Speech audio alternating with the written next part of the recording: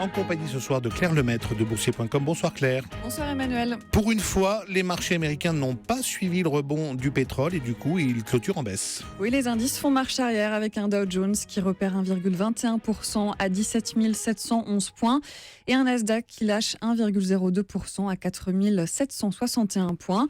Pas d'effet pétrole donc ce soir alors que le baril a poursuivi son rebond en hausse de plus de 3% pour le brut léger américain au-dessus des $46. L'annonce d'une baisse inattendue des stocks de brut la semaine dernière aux États-Unis s'ajoute aux problèmes de production au Canada et au Nigeria. Les mauvaises nouvelles du jour sont pour Walt Disney qui perd 4% au lendemain de résultats trimestriels inférieurs aux attentes du marché. La chaîne de grands magasins Macy's plonge de 15%. Après l'annonce d'un 5e trimestre consécutif de baisse des ventes. Et puis les deux géants américains des fournitures de bureaux, Staples et Office Depot Davis. Leur projet de fusion est tombé à l'eau. Les autorités de la concurrence s'y opposent. Staples plonge de plus de 18% et Office Depot de 40%. Et puis du côté des devises, l'euro remonte ce soir de 0,45% face au dollar, au-dessus de 1,14 entre banques. Et puis à Paris, après 2 séances de rebond, le marché est reparti à la baisse ce soir. Oui, les publications trimestrielles qui ont animé le palmarès ne sont pas parvenues à contrer une tendance négative assez nette.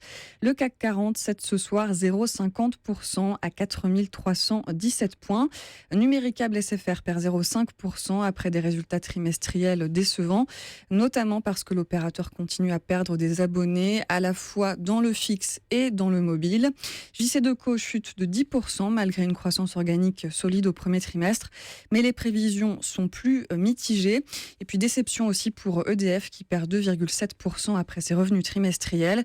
Le chiffre d'affaires du début d'année est faible, à nouveau pénalisé par une météo clémente et une concurrence accrue. Et puis Claire, d'autres publications ont été saluées par les investisseurs, à l'image de celle d'Alstom qui gagne plus de 2% ce mercredi. Oui, Alstom qui a amélioré sa marge opérationnelle à 5,3% sur le dernier exercice.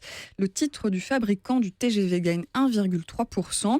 Publication saluée aussi pour le chimiste Arkema avec une action qui monte de 5% et pour Direct Energy qui grimpe de 5,9% après un bon début d'année 2016.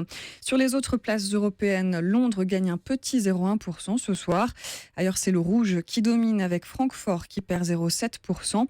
Madrid et Milan, moins 1,3%. Amsterdam recule de 0,4%. Et Bruxelles de 0,6%. Merci, nous étions avec Claire Lemaître de Boursier.com.